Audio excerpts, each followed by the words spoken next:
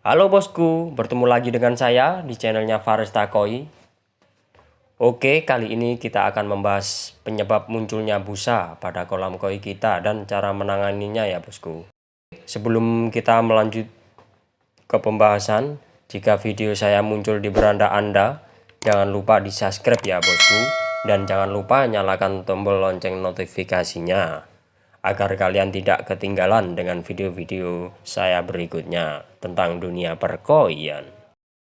Para pecinta ikan koi, kali ini saya akan membagikan informasi dan sedikit tips untuk masalah kolam koi yang berbusa.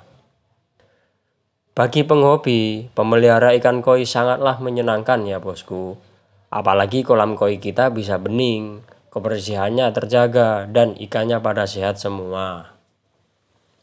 Tetapi, pernahkah kalian mengalami masa di mana kolam koi kita berbusa ya bosku? Meskipun sudah dibersihkan, terapi busa tetap muncul kembali. Jika belum kamu tangani dengan benar, busa pada kolam akan tetap muncul, walaupun sudah berkali-kali dibersihkan dan diambil busanya. Nah, apakah penyebabnya busa pada kolam koi? Kolam yang berbusa ini menandakan adanya sesuatu yang tidak beres pada kolam kita. Nah, di sini ada beberapa faktor yang dapat menyebabkan kolam koi kita dan kolam kita selalu berbusa, yaitu 1. Meningkatnya kadar karbon dioksida atau CO2.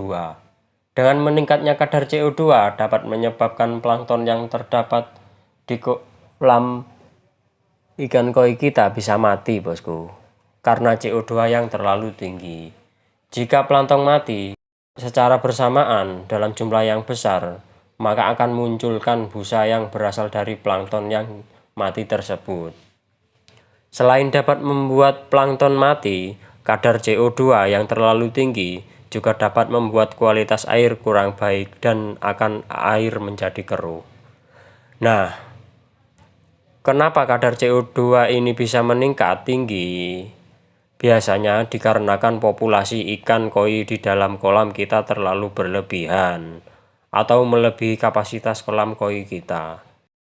Yang kedua, kurangnya oksigen yang terlarut atau DO pada kolam koi kita. Nah, ketika kolam koi kita berbusa padahal sistem filtrasi yang kita miliki sudah memenuhi syarat, berarti tidak menuntut kemungkinan bahwa kurangnya kadar oksigen pada kolam koi kita. Oke ya bosku, jadi untuk menangani kasus ini kita harus memilih atau meletakkan mesin aerator yang pas dan sesuai dengan volume air pada kolam koi kita. Kita juga bisa menambahkan air terjun untuk membantu membentukkan kadar oksigen. Yang ketiga, tingginya kadar DOC atau Disclosed Organic Compound. Munculnya busa pada kolam koi kita juga disebabkan karena meningkatnya kadar DOC ini. DOC ini terbentuk dari kotoran ikan, sisa pakan, dan kotoran lainnya yang ada pada kolam koi kita. Kotoran-kotoran yang menumpuk ini biasanya disebabkan karena kita terlalu memberikan pakan ikan koi kita secara berlebihan bosku, tanpa adanya dukungan dari filtrasi yang baik. Jika tidak mempunyai sistem filtrasi kolam yang baik, maka DOC ini akan meningkat dan menyebabkan busa pada air kolam kita. Nah, jadi untuk menanganinya kasus ini, kita harus sangat memastikan sistem filtrasi kita. Kolam koi kita sudah bisa bekerja dengan baik dan memenuhi syarat apa belum. Dan pastinya kita juga sudah memiliki sistem atau media filter biologis yang cukup untuk mengurai kotoran-kotoran ikan koi kita. Jadi peran sistem filtrasi biologis ini sangat penting ya bosku. Selanjutnya lakukan pengurangan air kolam ya bosku sebesar 50%. Tujuannya ini untuk membuang atau mengurangi kadar DOC yang sudah terlalu tinggi supaya lebih cepat berkurang. Dan supaya sistem filtrasi kolam koi kita juga tidak bekerja dengan susah payah dan membutuhkan waktu yang lebih lama lagi. Jadi setelah mengganti air kolam sebesar 50%, di keesokan harinya lakukan pergantian air lagi sebesar 10% atau 20% bosku. Lakukan sampai busa-busa benar hilang sehingga air menjadi jernih dan normal kembali ya bosku. Yang keempat, tumbuhnya alga yang tidak terkendali. Jika pertumbuhan alga terlalu cepat dan tidak terkontrol dapat membuat kolam koi kita juga berbusa ya bosku. Alga yang tidak terkontrol biasanya disebabkan oleh pemberian pupuk ikan atau pupuk ikan yang berlebihan, sehingga pertumbuhan alga pun bisa sangat cepat dan tidak terkendali. Jadi untuk menghindari kasus ini kita tidak perlu memberikan pupuk kolam ikan terlalu berlebihan.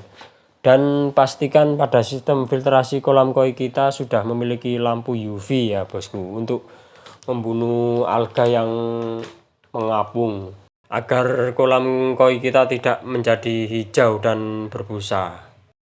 Yang kelima, proses penggaraman. Dalam proses penggaraman juga bisa memunculkan busa pada kolam koi kita. Biasanya orang-orang melakukan proses penggaraman pada saat kolam habis diguyur hujan dan untuk menstabilkan kondisi pH air pada kolam koi kita. Selain itu, kebanyakan orang melakukan proses penggaraman pada kolam utama untuk mencegah dan mengobati penyakit pada ikan koi kita. Nah, kalau menurut aku atau sesuai pengalaman aku, kita tidak perlu melakukan penggaraman pada kolam utama kita ya bosku, karena sudah ada sistem filtrasi biologis dan pH buffer untuk yang terletak pada kolam koi kita yang akan menjaga kondisi air dan menstabilkan pH pada kolam koi kita. Penggaraman yang berlebihan terkadang justru bisa membunuh atau membunuh bakteri baik pada sistem filtrasi kolam koi kita, yang dimana media filter biologis kita akan melepas kembali amoniak pada kolam koi kita, sehingga kolam koi kita akan menjadi berbusa. Jadi jika mau mengobati ikan yang sakit menggunakan garam, sebaiknya dilakukan pada bak karantina ya bosku, atau ikannya diambil terus diletakkan di bak karantina atau akuarium karantina ya bosku, dengan dosis alat yang diukur dengan baik. Yang keempat, adanya ikan koi yang sakit pada kolam kita. Kolam koi kita berbusa juga bisa disebabkan karena adanya ikan koi yang sakit pada kolam kita. Jika ikan koi sakit biasanya dia akan mengeluarkan lendir yang berlebihan bosku. Otomatis pada permukaan kolam koi kita akan terlihat lendir dan busa yang sangat berlebihan. Untuk menangani kasus ini kita harus segera mengangkat ikan koi kita yang sakit dan meletakkan pada kolam atau bak karantina untuk melakukan pengobatan dan penyembuhan ya bosku. Yang ketujuh, tidak memiliki skimmer pada kolam koi kita. Nah, skimmer ini wajib kita miliki ya bosku. Skimmer ini biasanya diletakkan di permukaan air kolam yang sangat berfungsi untuk menyedot atau membuang busa-busa kecil pada permukaan kolam kita. Lendir-lendir ikan, sisa pakan dan debu yang mengapung pada permukaan kolam koi kita. Jadi skimmer ini wajib untuk menjaga kebersihan pada permukaan air kolam kita. Oke ya bosku, jadi itulah beberapa penyebab kenapa kolam koi kita berbusa dan beberapa tips untuk menanganinya.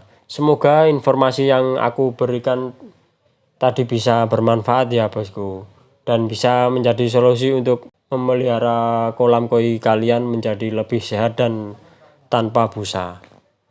Oke, bagi yang suka dengan video ini jangan lupa untuk klik tombol subscribe-nya ya bosku, dan nyalakan tombol notifikasinya biar agar kami selalu bersemangat untuk berbagi informasi dalam dunia perkoian.